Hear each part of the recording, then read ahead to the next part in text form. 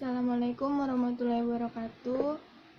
Kami dari kelompok 3 ingin mempresentasikan tentang akhlak yang terdiri dari saya Devindi Damayanti. Nama saya Fira Yuniat. Nama saya Novitan Syamani. Nama saya Sagita Melani. Nama saya Zulfiya Nur Rahman. Nama saya Sofatanida. Yang pertama ada pengertian akhlak. Akhlak secara bahasa Arab, secara etimologis yaitu khuluq, yang berarti budi pekerti, perangai, tingkah laku, dan tabiat. Akhlak berakar dari kata kha, la, dan ka, yang berarti makhluk yang diciptakan, dan khalik yang berarti penciptaan. Baik, saya akan menjelaskan tentang pengertian akhlak secara istilah. Yang pertama, menurut Imam Al-Ghazali, akhlak adalah sifat yang tertanam dalam jiwa yang menimbulkan perbuatan dengan mudah tanpa memerlukan pemikiran dan pertimbangan. Yang kedua, menurut Ahmad Amin, akhlak adalah suatu ilmu yang menjelaskan baik dan buruk, menerangkan apa yang seharusnya dilakukan setengah manusia kepada yang lainnya, menyatakan tujuan yang harus dituju oleh manusia dalam perbuatan mereka, dan menunjukkan jalan untuk melakukan apa yang harus diperbuat. Yang ketiga, menurut Ibrahim Aris, akhlak adalah sifat yang tertanam dalam jiwa yang dengannya lahirlah macam-macam perbuatan, baik atau buruk, tanpa membutuhkan pemikiran dan pertimbangan.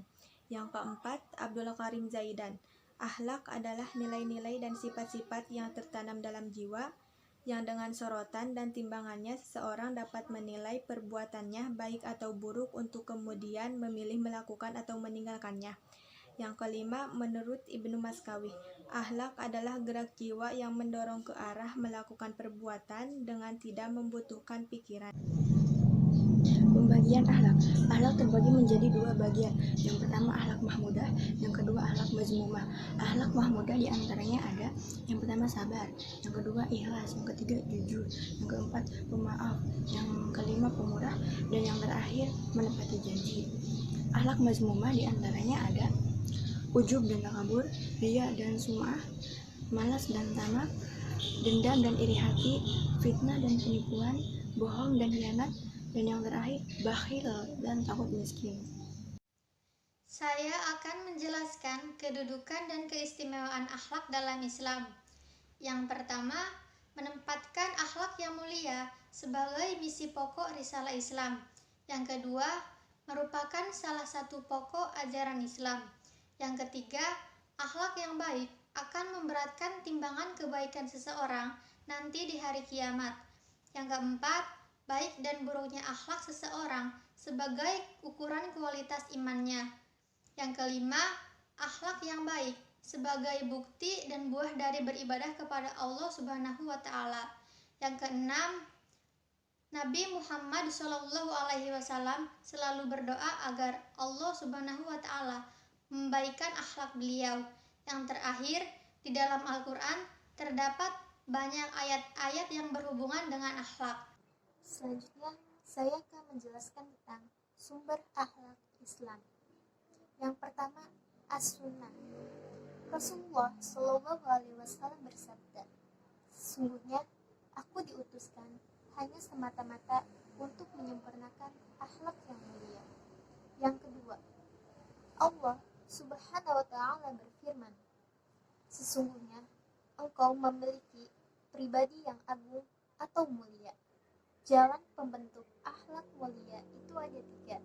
Yang pertama, pendidikan sebagai akhlak mulia. Yang kedua, melalui latihan dan bimbingan pendidikan berkualitas. Yang ketiga, mengambil contoh dari Rasulullah Shallallahu Alaihi Wasallam, baik akhlak Rasul kepada Allah maupun sama manusia dan makhluk lainnya.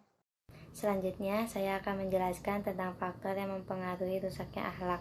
Yang pertama, pengaruh lingkungan sosial, yang kedua nafsu, yang ketiga syaitan, dan terakhir saya akan menjelaskan tentang cara mengatasi dan memperbaiki akhlak. Yang pertama, menguatkan iman dan akidah dalam jiwa. Yang kedua, menjauhi perkara yang tercela.